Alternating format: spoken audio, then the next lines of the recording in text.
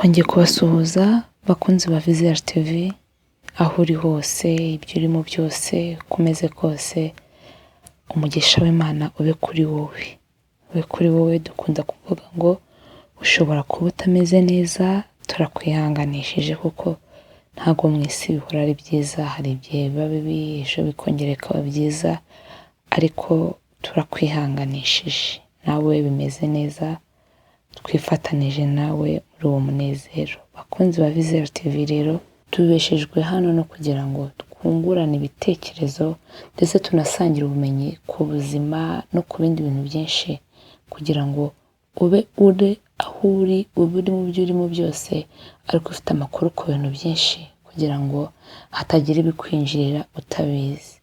Uyu munsi twatekereje dusanga dukwiriye kuganira ku ndwara yitwa diyabete. Indwara ya diyabete abantu ntabwo bayivugaho rumwe, ni indwara iteye ubwoba, ni indwara igira ibimenyetso byinshi, ni indwara ifite ukuntu yandura. Ese koko twakwibaza, diyabete ni iki? Diyabete iravurwa igakira? Diyabete irica? Diyabete irandura? Twifuje ko ibyo bibazo abantu benshi bagira mu bitekerezo byabo, twifuje ko tubiganiraho kugira ngo umuntu wese ukurikirana Visele Tv yicara azi diyabete ni iki, mugenzi wanjye namubwira kuyirinda gute, yakwitwara gute. Munyemerere tuganire, igihe turi kuganira nitwa Anita Ishimwe, unyemerere dukurikirane iki kintu, iyi ndwara tuyumve, se twayirinda gute. Abahanga mu buzima bavuga ko diyabete ari indwara iterwa n'ubwiyongere bukabije bw'isukari mu maraso. Iyi ndwara ishobora gufata umuntu wese, umuto cyangwa umukuru, ntabwo irobanura pe, umuntu wese yayirwara. Abahanga bo bavuze ko n'umwana ukivuka nyuma y'umunsi umwe ashobora kurwara iyi ndwara. Dr Muvunyi Bienvenue ni umuganga w'inzobere, yatubwiye ku bimenyetso bya diyabete. Haboneka kwihagarika cyane mu ijoro kubera ko isukari iba yabaye nyinshi, habaho kwihagarika cyane.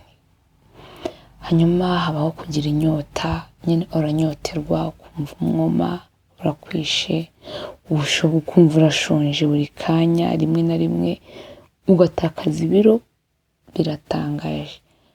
Kugira inyota, ukumva urashonje, umwuma ukakwica, ariko hakaba gutakaza ibiro cyane ku muntu uyirwaye. Ntabwo ari ugukoresha isukari nyinshi gusa bitera iyi ndwara ya diyabete, hari n'izindi mpamvu nyinshi zishobora gutera indwara ya diyabete. Hari ababyeyi batwita bakagira imisemburo iri hejuru, bityo bigatera kuzamuka kw'isukari.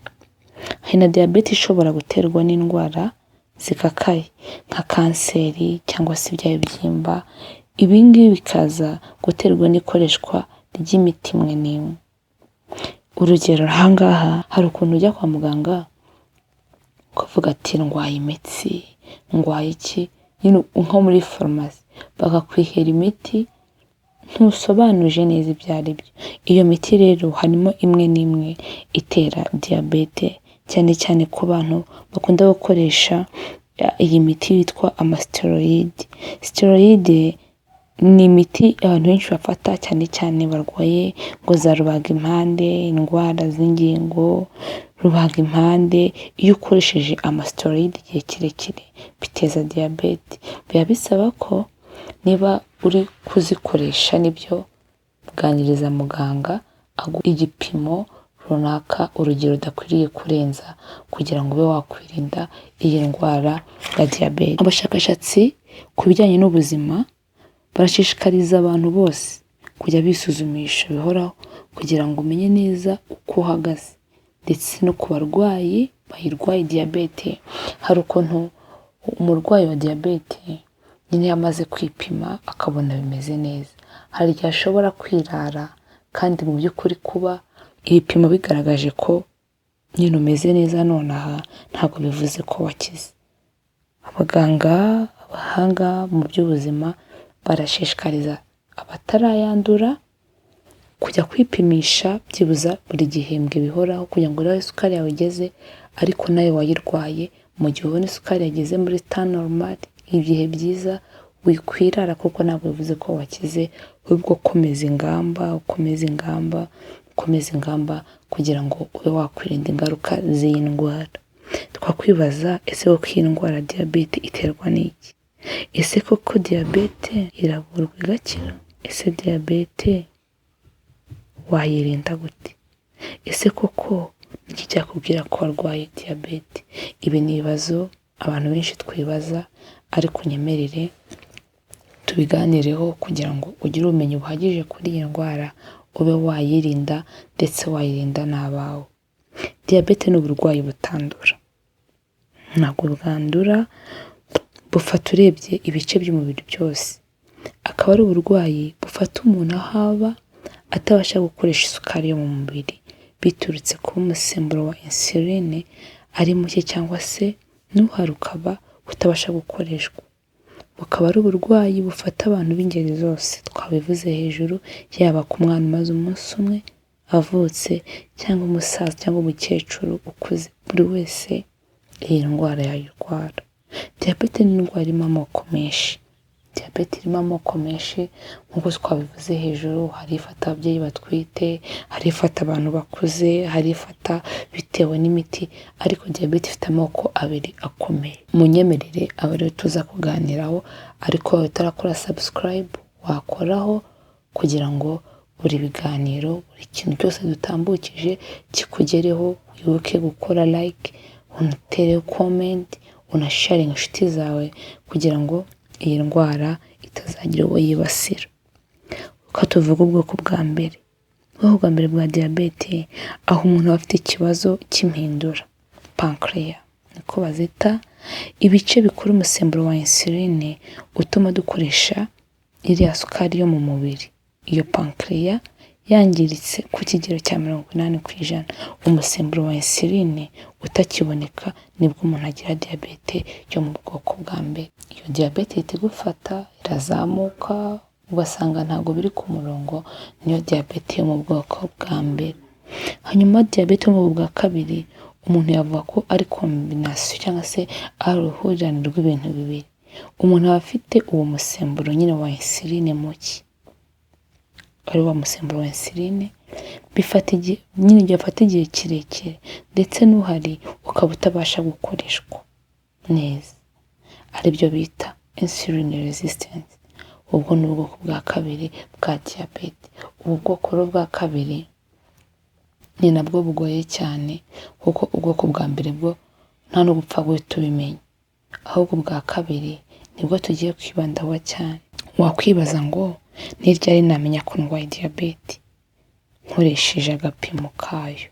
Hari udupimo dupima isukari abadiyabetike kenshi baba dufite, ariko abaganga badushishikariza ko nawe ubwawe waba ugafite kugira ngo wipime ku gipimo runaka. Ahubwo wakwibaza ni ryari wavuga ngo urwaye diyabete, ni ku bihe bipimo? Ubushakashatsi bwagaragaje ko muri rusange umuntu umaze amasaha 8 nta kintu yariye kirimo isukari, ntabwo isukari ye yakarengeje miligrame 126 kuri decilitre. Ubonye isukari irenze 200 miligrame kuri decilitre iba ari diyabete. Bivuze ngo umuntu muzima mu by'ukuri amaze amasaha 8 nta kintu yariye, isukari yawe yakabaye iri kuri miligrame 126 par decilitre.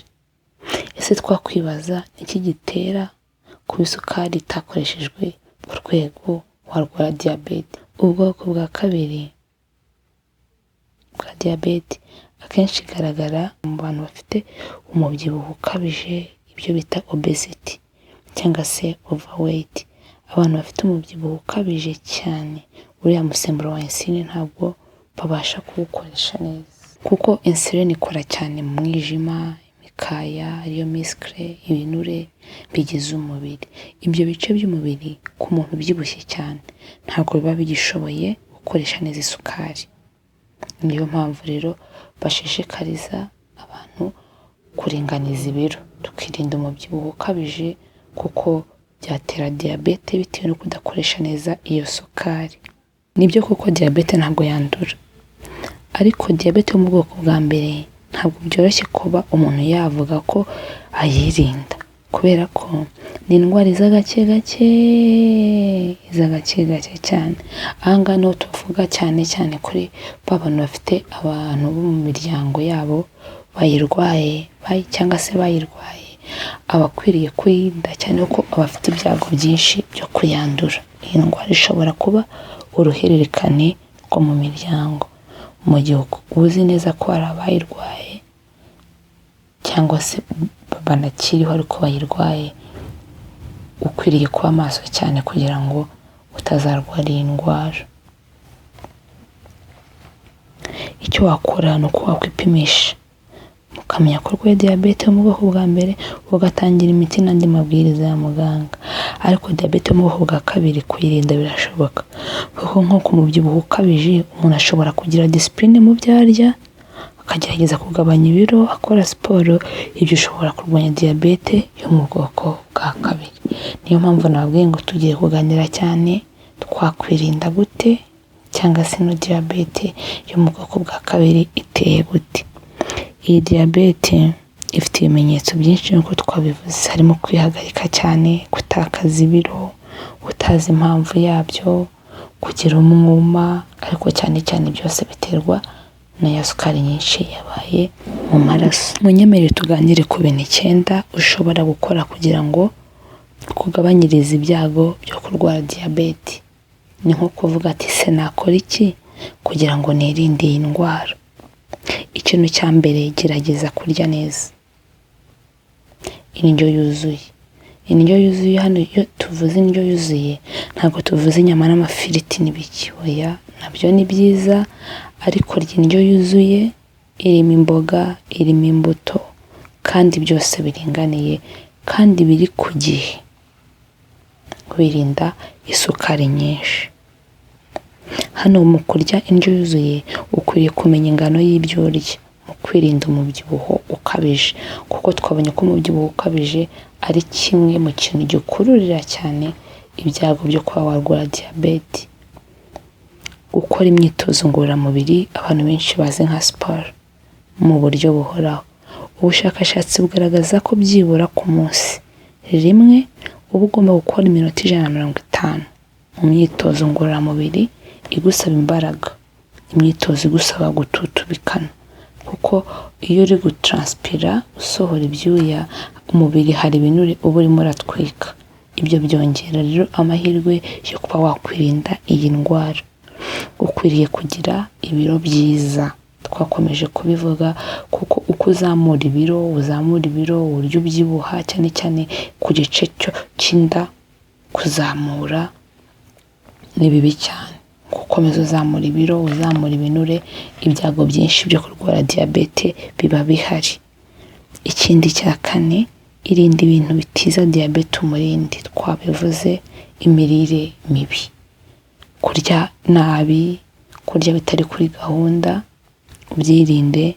Ukore siporo, wirinde nyine kuba hamwe kuko umubiri ugomba gukora.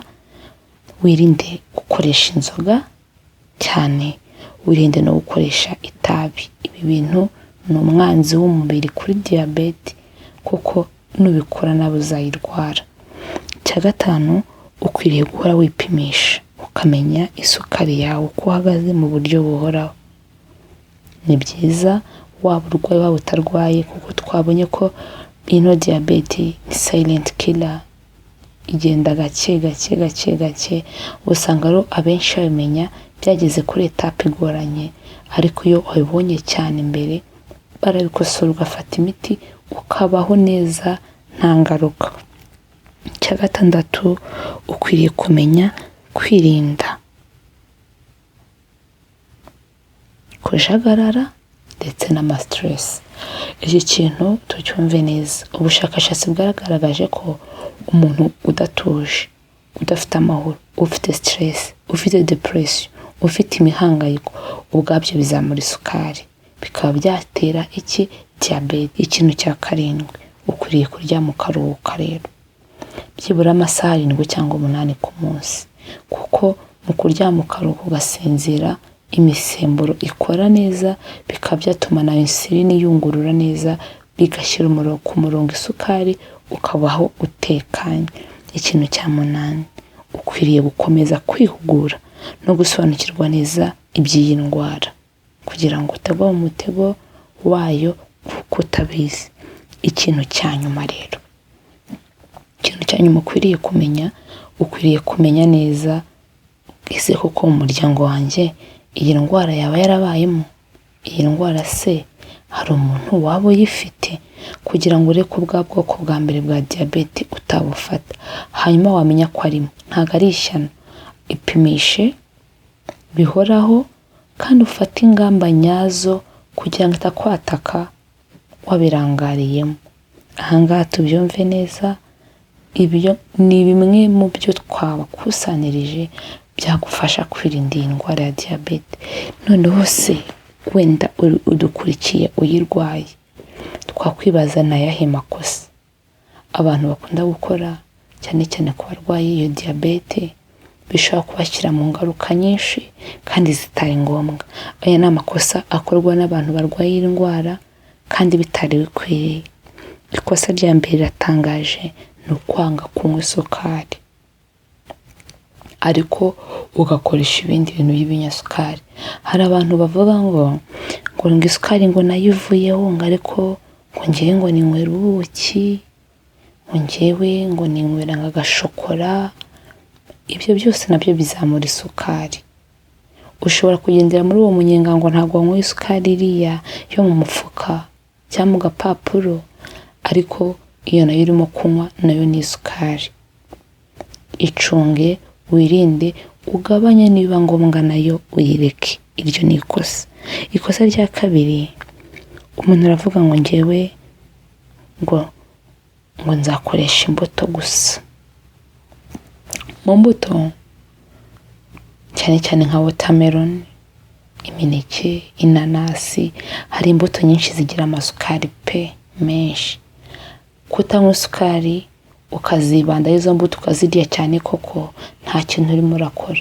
Zirye mu rugero, wirinde ko isukari yazamuka, ariko ntiwumve ko ariho washyize ubuzima ngo uri kwirinda. Oya, naho harimo isukari. Iryo naryo ni ikosa rindi, umenya uburyo ki ukoreshamo imbuto. Ikosa rya gatatu ni ukureka kurya amavuta. Ubushakashatsi bugaragaza ko mu mavuta harimo vitamine 4 kandi rwose umubiri uba ukeneye. Harimo vitamine A, vitamine D, vitamine E na vitamine K. Izi vitamine umubiri uba uzikeneye. Hanyuma kureka kurya amavuta burundu nabyo ni ukwiyangiza, kuko mu mavuta nta sukari ibamo. Ahubwo cyakora amavuta ashobora gutera wa mubyibuho ukabije, bya binure kubera amafiriti, amamayoneze, amamarigarine, bikazamura umubyibuho ari guteza bya byago byose. Ariko ryagabanye ry'amavuta akwiriye, cyane cyane nka olive oil, urya amavuta aringaniye, kuko n'izi vitamine nyine nazo urazikeneye. Iri kosa umuntu urikora aryirinde. Hanyuma irindi kosa ribaho cyane ni ukumva ko warwaye diyabete ukanga gufata imiti. Ahangaha ni ikintu twakwita kutiyakira. Kutiyakira, kumva agahinda kakwishe, ati kuba narwaye diyabete ubu ngubu ngiye gupfa, kuba narwaye diyabete ubu ngubu nta kintu nakwikorera. Ahangaha ndamara impungenge wowe uyirwaye.